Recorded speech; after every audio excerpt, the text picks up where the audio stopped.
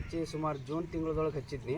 ಇದು ಇವಾಗ ತಿಂಗಳು ಡಿಸೆಂಬರ್ ಅಂತಂದ್ರೆ ಈಗ ಸಾಕಷ್ಟು ಹಣ್ಣುಗಳನ್ನು ಕೊಡೋಕೆ ಪ್ರಾರಂಭ ಮಾಡೈತಿ. ನೋಡಿ ವೀಕ್ಷಕರೇ, ಇವನು ನನ್ನ ಮಗ ಮೋದಿತ್.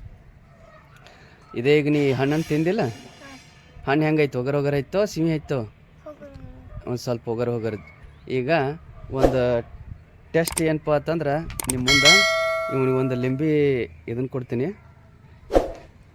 ಲಿಂಬೆ ಹಣ್ಣನ್ನು ಪೂರ್ತಿ ತಿನ್ನು. ಟೇಸ್ಟ್ ಹೆಂಗತ್ತೈತಿ? ಸಿಹಿ ಐತಿ ನೋಡ್ರಿ. ಒಂದು ಏನಪ್ಪ ಅಂತಂದರೆ ಈ ಗಿಡದ ವಿಶೇಷತೆ. ಈ ಹಣ್ಣು ತಿಂದ ಒಂದು 2 ರಿಂದ 5 ನಿಮಿಷದೊಳಗಾಗಿ ನಿಮಗೆ ಯಾವುದೇ ಬೇಕಾದಂಥ ಹುಳಿ ಪದಾರ್ಥ ತಿಂದ್ರೂ ಅದು ಸಿಹಿಯಾಗಿ ಹತ್ತತಿ. ಇದರ ಹೆಸರು ಮಿರಾಕಲ್ ಬೆರಿ. ಈ ಹಣ್ಣುಗಳನ್ನು ನೀವು ನೋಡ್ಬೋದು ಟ್ಯಾಬ್ಲೆಟ್ ಆಕಾರದಾಗ, ಪೂರ್ತಿ ಟ್ಯಾಬ್ಲೆಟ್ ಆಕಾರದಾಗ ಕೆಂಪು ಅದಾವು. ಕೆಲವೊಂದಿಷ್ಟು ಇನ್ನೂ ಹಣ್ಣಾಗಿಲ್ಲ, ಹಸಿ ಅದಾವೆ, ಹಸಿರು ಆಕಾರ ಅದಾವು. ಇವು ಹಣ್ಣು ಆದದ್ದು ಟ್ಯಾಬ್ಲೆಟ್ ಆಕಾರದವು. ಆ ಡಯಾಬಿಟೀಸ್ ಪೇಷಂಟ್ ಅಂದರೆ ಮಧುಮೇಹ ನಿಯಂತ್ರಣಕ್ಕೆ ಈ ಒಂದು ಹಣ್ಣನ್ನು ಉಪಯೋಗ ಮಾಡ್ಕೋಬೋದು. ಇದ್ರೊಳಗೆ ಮಿರಾಕುಲಿನ್ ಅಂತ ಒಂದು ಪ್ರೋಟೀನ್ ಇರ್ತೈತಿ. ಇದು ಏನು ಮಾಡ್ತೈತಪ್ಪ ಅಂತಂದ್ರೆ ನಮ್ಮ ನಾಲಿಗೆಯಲ್ಲಿರ್ತಕ್ಕಂಥ ಸಿಹಿ ಗ್ರಂಥಿಗಳಿರ್ತಾವೆ.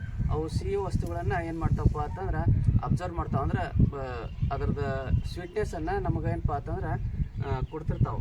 ಆ ಒಂದು ಮಿರಾಕುಲಿನ್ ಪ್ರೋಟೀನ್ ಏನು ಮಾಡ್ತೈತಪ್ಪ ಅಂತಂದ್ರೆ ಅವುಗಳನ್ನು ಉತ್ತೇಜಿಸ್ತೈತಿ. ನೀವು ಯಾವುದೇ ರೀತಿಯಾದಂಥ ಹುಳಿಯಾದ ಪದಾರ್ಥಗಳನ್ನು ತಿಂದಾಗ ಅದು ಹುಳಿ ಹತ್ತಂಗಿಲ್ಲ, ಸಿಹಿಯಾಗಿ ಹತ್ತೈತಿ ಈ ಹಣ್ಣು ತಿಂದ ನಂತರ. ಇದೇನಪ್ಪ ಅಂತಂದ್ರೆ ಬ್ಲಡ್, ನಮ್ಮ ರಕ್ತದಲ್ಲಿ ಶುಗರ್ ಅಂಶವನ್ನು ಏನಪ್ಪ ಅಂತಂದ್ರೆ ನಿಯಂತ್ರಣದಲ್ಲಿಡ್ತೈತಿ, ಭಾಳ ಹೆಚ್ಚು ಮಾಡಂಗಿಲ್ಲ ಇದು. ಇದರದೊಂದು ಉಪಯೋಗಕಾರಿ ಇನ್ನೊಂದು ಅಂಶ ಅಂತಂದ್ರೆ ಕ್ಯಾನ್ಸರ್ ರೋಗಿಗಳಿರ್ತಾವೆ, ಅವ್ರಿಗೆ ಕಿಮೋಥೆರಪಿ ಮಾಡ್ತಿರ್ತಾರೆ. ಆ ಕಿಮೋಥೆರಪಿ ಮಾಡಿದಾಗ ಅವ್ರಿಗೆ ಯಾವುದೇ ಆಹಾರಗಳಾಗಲಿ ಅಥವಾ ಹಣ್ಣುಗಳಾಗಲಿ ಏನಪ್ಪ ಅಂತಂದ್ರೆ ಅದ್ರದ್ದು ಏನು ಸ್ವೀಟ್ನೆಸ್ ಇರುತ್ತೆ ಅದ್ರದ್ದು ಅನುಭವ ಆಗ್ತಿರಂಗಿಲ್ಲ ಅವ್ರಿಗೆ. ಆ ಒಂದು ಪೇಷಂಟ್ಗಳಿಗೆ ಸಹಿತ ಏನಪ್ಪ ಅಂತಂದ್ರೆ ಈ ಹಣ್ಣನ್ನು ತಿನ್ನಿಸಿ ಯಾವುದೇ ಹುಳಿ ಪದಾರ್ಥ ಇರಲಿ, ಸ್ವಲ್ಪ ಕಹಿ ಪದಾರ್ಥ ಇದ್ದರೂ ಅದು ಸಿಹಿಯಾಗಿ ಹತ್ತೈತಿ. ಇದ್ರ ಸಹ ನಮ್ಮ ಬಾಡಿ ಒಳಗೆ ಆ್ಯಂಟಿ ಆಕ್ಸಿಡೆಂಟ್ ಆಗಿ ಕೆಲಸ ಮಾಡ್ತೈತಿ ಇದು. ಅದಕ್ಕೆ ಇದನ್ನು ನಾವು ಏನಪ್ಪ ಅಂತಂದ್ರೆ ಈ ಪಾಕಶಾಲೆಗಳಲ್ಲೂ ಸಹಿತ ಅಂದ್ರೆ ಅಡುಗೆ ಇದ್ರೊಳಗೂ ಸಹಿತ ಏನಪ್ಪ ಅಂತಂದ್ರೆ ನಾವು ಇದನ್ನು ಉಪಯೋಗ ಮಾಡ್ಬೋದು.